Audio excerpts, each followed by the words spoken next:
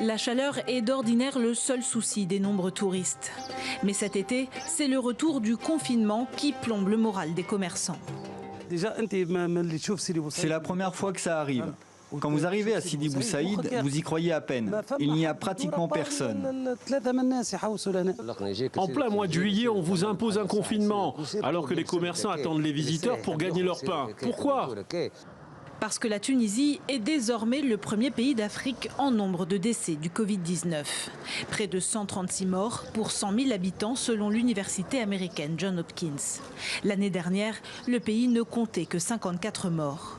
Gestes barrières difficiles à appliquer, prolifération des variants, les cas graves se sont multipliés jusqu'à submerger les services de réanimation. Une situation catastrophique selon le ministre de la Santé, à tel point que le pays sollicite sa diaspora installée en France pour sauver son système de santé.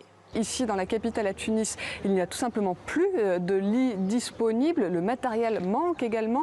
L'oxygène vient à manquer. Des soignants m'ont dit qu'ils n'avaient tout simplement plus de gants pour pouvoir prodiguer les soins. Les soignants le disent de manière absolument lucide. On n'est qu'au début de cette crise.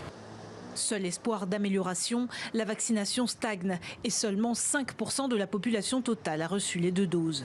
Malgré l'enjeu économique, le confinement et le couvre-feu nocturne sont prolongés jusqu'au 31 juillet dans 6 gouvernorats.